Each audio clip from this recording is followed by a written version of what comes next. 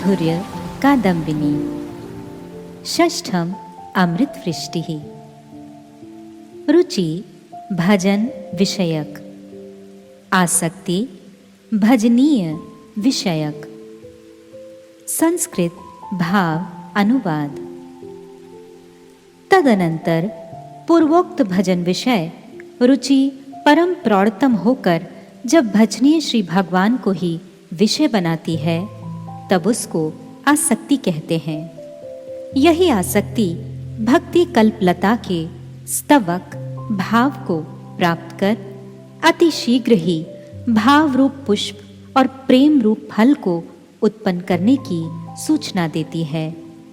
रुचि भजन विषय और आसक्ति भजनीय विषय होती है। इस लक्षण से रुचि और आसक्ति अपने अपने विषय की प्रधानता को लक्षित करती है। अप्रौढ़त्व और प्रौढ़त्व के भेद से ही इनमें भेद जानना चाहिए। आसक्ति भक्त के अंतःकरण रूप दर्पण को इस प्रकार मार्जित करती है कि उसमें सहसा प्रतिबिंबित होने वाले भगवान दिखते हुए से प्रतीत होते हैं। हाय, मेरा चित्त विषयों के द्वारा आक्रांत हो रहा है, मैं इसे श्री भगवान में नियुक्त करूं। भक्त द्वारा इस प्रकार की चेष्टा करने पर जो चित्त रुचि की अवस्था में प्रायः विषयों से निकलकर श्री भगवान के रूप और गुण आदि के चिंतन में प्रविष्ट होता था, आसक्ति होने पर कोई भी चेष्टा करने से पहले स्वतः ही इस अवस्था को प्राप्त करता है। जिस प्रकार निष्ठा प्राप्त भक्त यह नहीं जान पाता कि कब और कैसे उसका चित्त श्री भगवान के रूप गुण आदि के चिंतन से निकलकर अन्य लौकिक विषयों में प्रविष्ट हो गया, उसी प्रकार आसक्ति रहित साधक ये नहीं समझ सकता कि कब और कैसे आसक्ति संपन्न चित्त भगवत इतर अन्य बातों से निकलकर स्वतः श्री भगवान के रूप गुण आदि के चिंतन में लग जाता है, किंतु आसक्तिशील भक्त इसे लक्ष्य कर लेता है। पीयूष वर्षिणी वृत्ति। श्रीपाद ग्रंथकार अब यहाँ आसक्ति के स्तर का लक्षण वर्णन कर रहे हैं। भजन विषयनी रुचि अर्थात श्रवण कीर्तन आदि भजनांग को विषय कर परिवर्तित होने वाली रुचि जब प्रगाढ़ होकर भगवान को विषय बनाकर परिवर्तित होती है तब उसको आसक्ति कहते हैं। रुचिमान भक्त को श्रवणादि भजनांग में रुचि होती है और आसक्तिमान भक्त को अपने अभीष्ट देव में आसक्ति उत्पन्न होती है। किसी लता में पुष्प और फल उत्पन्न होने से पूर्व स्तवक दृष्टिगोचर होते हैं। वे स्तवक यह सूचित करते हैं कि शीघ्र ही उस लता में फूल और फल उत्पन्न होंगे। उसी प्रकार आसक्ति उत्पन्न होने पर यह सूचित होता है कि शीघ्र ही साधक की भक्ति कल्पलता में भाव रूप पुष्प और प्रेम रूप फल उदित होने वाले हैं। रुचि भजन विषय में होती है और आसक्ति भजनीय श्री भगवान में होती है, अर्थात रुचि का प्रधान विषय भजन है और आसक्ति का प्रधान विषय श्री भगवान है। रुचि और आसक्ति का यही लक्षण बतलाया गया है। वास्तव में ये दोनों ही भजन और भजनीय को अपना विषय बनाती है। तात्पर्य यह है कि रुचिमान भक्त की भजन में तो रुचि है, किंतु उसमें श्री भगवान के प्रति आसक्ति नहीं है, ऐसी बात नहीं है। भगवान में आसक्ति की अपेक्षा भजन में रुचि की प्रधानता रहती है। इधर आसक्तमान भक्त की भगवान में आसक्ति उत्पन्न होने पर भजन में रुचि नहीं रहती, ऐसी बात भी नहीं है। उस समय आसक्ति की ही प्रधानता होती है। इस प्रकार दोनों ही दोनों को विषय कर परिवर्तित होती हैं, अर्थात भजन रुचि भगवत आसक्ति को अवलंबन करती है और भगवत आसक्ति भी भजन रुचि को अवलंबन करती है। इसका तात्पर्य यह है कि भजन रुचि को छोड़कर भगवत आसक्ति नहीं होती और भगवत आसक्ति से रहित होकर भजन रुचि भी नहीं होती, क्योंकि रुचि ही परिपक्व अवस्था में आसक्ति कहलाती है। यही आसक्ति भक्त के चित्तरूपी दर्पण को इस प्रकार से परिमार्जित करती है कि भगवान उसमें प्रतिबिंबित होकर मानो प्रत्यक्ष दृष्टिगोचर होने लगते हैं। जीवों के चित्त के अति समीप ही भगवान विराजमान रहते हैं, किंतु जीव के चित्तरूपी दर्पण पर अनादि काल से विषय वासना रूप मल लिप्त होने के कारण उसमें श्री हरि का माधुर्य प्रतिबिंबित नहीं होता। आसक्ति के उदित होते ही चित्त रूपी दर्पण अतिशय रूप में मार्जित हो जाता है और श्री हरि उसमें प्रतिबिंबित होकर प्रत्यक्ष की भांति दृष्टिगोचर होते हैं। रुचि से आसक्ति की एक और भी विलक्षणता है। वह यह है कि रुचि के स्तर में साधक विषय में प्रविष्ट चित्त को बुद्धिपूर्वक विषय से आकर्षण कर भगवान में लगाता है, किंतु आसक्ति के स्तर में साधक का चित्त बिना चेष्टा के अनायास ही भगवान में निविष्ट हो जाता है। साधक के लिए यह एक आकांक्षणीय अवस्था है, इसमें तनिक भी संदेह नहीं है। भगवान के रूप गुण आदि से निकलकर साधक का चित्त कब भगवत इतर वार्ताओं में प्रविष्ट हुआ, निष्ठा संपन्न भक्त ये नहीं जान पाता। उसी प्रकार कब और कैसे भगवत इतर वार्ताओं से निकलकर चित्त भगवान श्री हरि के रूप गुण आदि में अभिनिविष्ट हो गया। जिनको आसक्ति उत्पन्न नहीं हुई है वे इसे जान नहीं पाते, किंतु आसक्तिमान भक्त इसे लक्ष्य कर पाता है। इसलिए रुचि स्तर में भगवान के रूप गुण आदि का ध्यान आसक्ति के स्तर में और भी प्रगाढ़ हो जाता है, ऐसा समझना चाहिए। रुचिरभिलाषः किंतु बुद्धिपूर्वकेयम आसक्ति अस्तु स्वरसिकी स्वभावकी इत्यर्थः।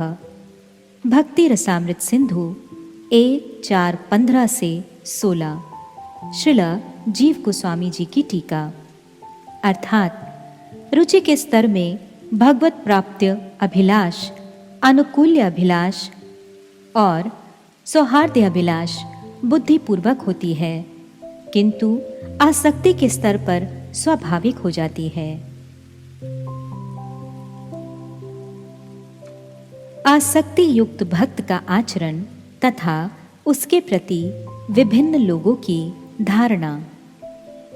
संस्कृत भाव अनुवाद। आसक्ति युक्त भक्त के आचरण का वर्णन करते हुए कहते हैं कि एक आसक्तिमान भक्त प्रातःकाल किसी साधु का दर्शन पाकर उनसे कहने लगा, आप कहाँ से पधारे हैं? आपके गले में शालग्राम शिला का सुंदर पुष्प संपुट लटक रहा है। आप धीरे धीरे श्री कृष्ण नाम उच्चारण कर नामामृत का आस्वादन करते हुए अपनी रसना को थोड़ा थोड़ा हिला रहे हैं। आप मुझ जैसे दुर्भाग्य व्यक्ति को दर्शन देकर न जाने क्यों परमानंदित कर रहे हैं। आपने कौन कौन से तीर्थ स्थलों में भ्रमण किया है, वहां किन किन महात्माओं के दर्शन किए हैं और किन किन श्रेष्ठ भक्तों के भगवत अनुभवों को प्राप्त कर स्वयं को एवं दूसरों को कृतार्थ किया है। इस प्रकार सुंदर वार्तालाप में कुछ समय बिताकर वह फिर किसी दूसरे स्थान पर जाकर किसी श्रीमद् भागवत के पाठक को देखकर कहने लगा, आपकी बगल में मनोहर पुस्तक की सुंदर विलक्षण शोभा का दर्शन कर आपको मैं श्रीमद् भागवत पुराण आदि का वक्ता समझ रहा हूँ। अतएव आप अनुग्रह कर दशम स्कंद के एक श्लोक की व्याख्या रूप अमृत वृष्टि से मेरे श्रवण रूप चातकों को जीवन प्रदान कीजिए। इस प्रकार उनसे श्रीमद् भागवत के श्लोक की व्याख्या सुनकर उनका शरीर रोमांचित हो गया। फिर वह अन्यत्र स्थान पर जाकर वहां साधु समाज में उपस्थित होता है और कहता है, आहा, अब मेरा जीवन कृतार्थ हो जाएगा, क्योंकि ये सब महात्मा अभी अभी मेरे समस्त पापों को विनष्ट कर देंगे। यह कहकर उसने वहां भूतल पर पतित होकर उनको दंडवत प्रणाम किया। उस सभा के सर्वश्रेष्ठ परम भक्त द्वारा प्रीतिपूर्वक आदर प्राप्त कर अति संकुचित होकर उनके पास बैठ गया और बोला, त्रिभुवन के समस्त जीवों के महाभवरोग को विनाश करने वाले हे वैद्य शिरोमण, आप मुझ महादीन अधम की नाड़ी परीक्षा कर मेरे रोग का निरूपण करें तथा ऐसे महारसायन औषधि और पथ्य का आदेश करें जिससे मेरे अभीष्ट की पुष्टि हो। इस प्रकार नेत्रों में आंसू भरकर उनसे कृपा भिक्षा मांगकर उनकी कृपा दृष्टि और उपदेशामृत को ग्रहण कर आनंदित हो गया और 5-6 दिन उनकी सेवा परिचर्या में उसने व्यतीत किए। कभी कभी प्रेमाविष्ट होकर वन वन में भ्रमण करते हुए कहने लगा, यदि मेरे ऊपर कृष्ण की कृपा दृष्टि है तो वह कृष्णसार मृग जो दूर से मुझे देख रहा है मेरी तरफ 3-4 पग चला आवे, नहीं तो मेरी ओर पीठ कर चला जाए। इस प्रकार मृग और पशु पक्षियों की स्वाभाविक चेष्टाओं को भी भगवान के अनुग्रह तथा निग्रह का लक्षण समझने लगा। एक ग्राम प्रांत में अस्फुट मधुर बोलने वाले ब्राह्मण बालकों को खेलते हुए देखकर उनको सनक आदि ऋषियों की भांति जानकर उनसे पूछने लगा, क्या मैं श्री व्रजेंद्र नंदन को प्राप्त कर सकूंगा? उनके स्पष्ट उत्तर को भी कभी दुर्बोध और कभी सुबोध जानने लगा। कभी घर में बैठकर महाधनी किंतु कृपण वणिक की तरह मैं कहाँ जाऊं, क्या करूं, कैसे अपनी इस अभीष्ट वस्तु को प्राप्त करूं, यह सोचता हुआ व्याकुल होकर और कभी उदास होकर चिंता करने लगा। कभी सोता ही रहता, कभी उठकर खड़ा हो जाता, कभी बैठा ही रहता। यदि आत्मीय स्वजन इन बातों का कारण पूछते हैं तो गूंगे की तरह बैठा रहता, कभी लज्जित होता है।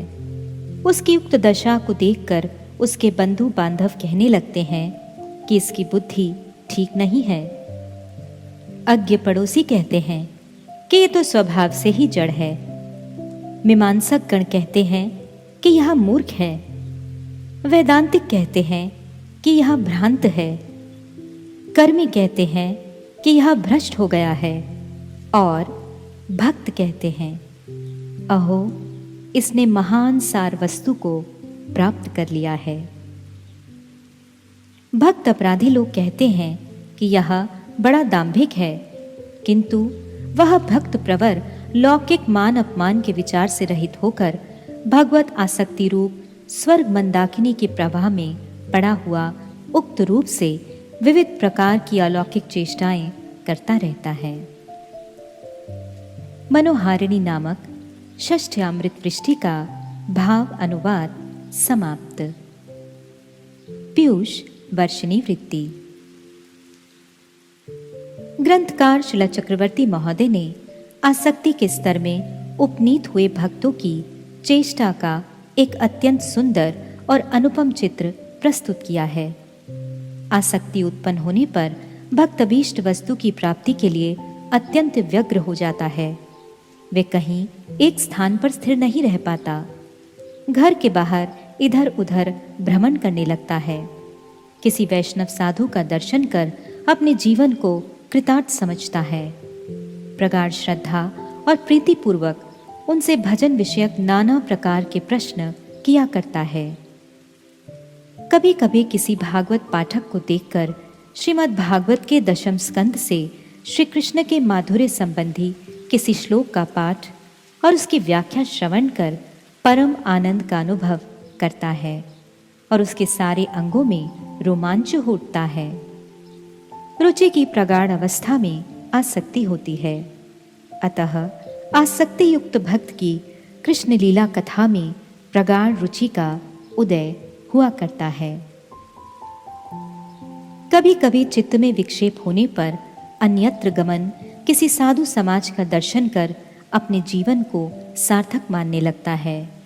वह उन्हें महाभवरोग का विनाश करने के लिए सुनिश्चित रूप में वैद्य शिरोमणि के रूप में मानता है।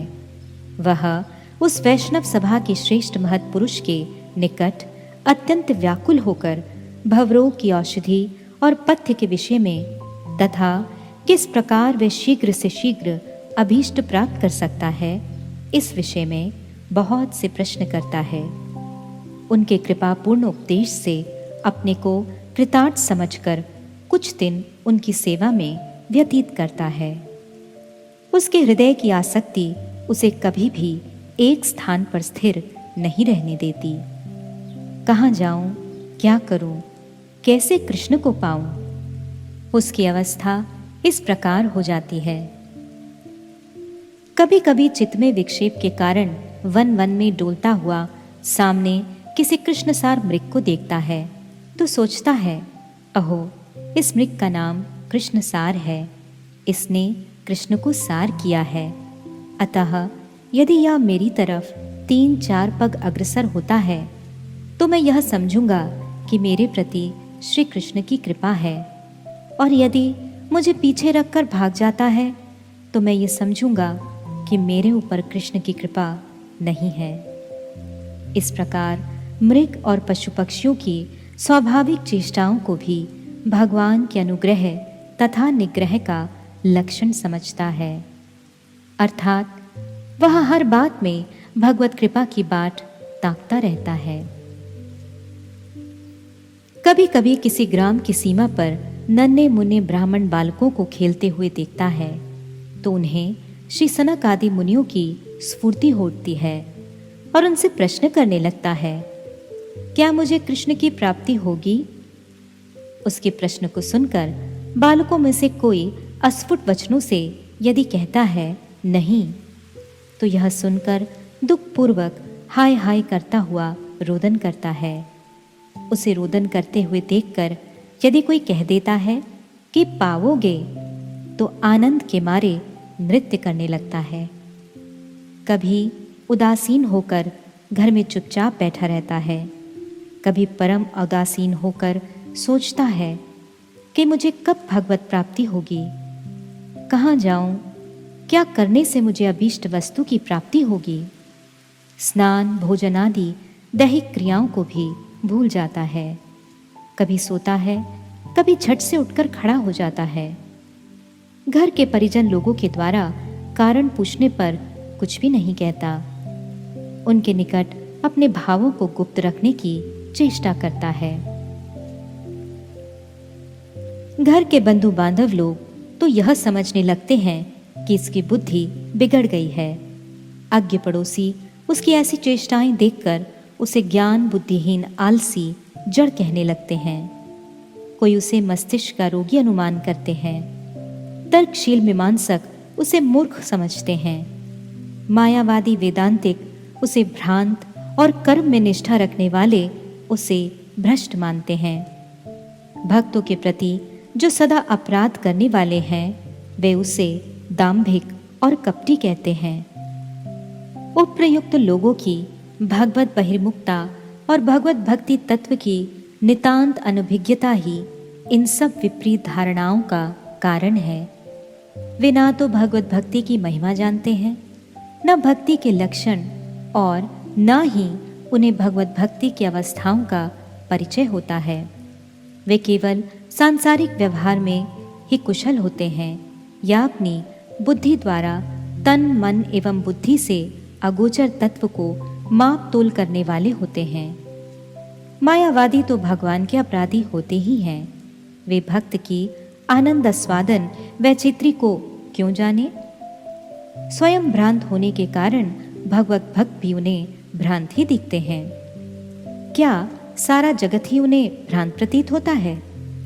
इसलिए केवल भगवत भक्त ही ऐसे आसक्तिवान भक्त को पहचान सकते हैं। हीरे की पहचान जौहरी ही जानता है, तेली या कुमार नहीं। अतः भक्ति तत्वविद भगवत भक्त उस आसक्तिवान भक्त को पहचान लेते हैं। वे समझ जाते हैं कि इस भाग्यवान को महान सार वस्तु श्री भगवत भक्ति की प्राप्ति हुई है और इसका जीवन सफल हो गया है। इस प्रकार भक्तों को छोड़कर अन्यों के निकट दुर्लक्ष्य होकर वह महासौभाग्यवान आसक्त भक्त मान अपमान को छोड़कर भगवत आसक्ति रूप मंदाकिनी के प्रवाह में पतित होकर विविध प्रकार की चेष्टाएं प्रकाश करते हुए क्रमशः प्रेम सिंधु की तरफ अग्रसर हुआ करते हैं। मनोहारिणी नामक षष्ठ्यामृत वृष्टि की पीयूष वर्षिणी वृत्ति समाप्त।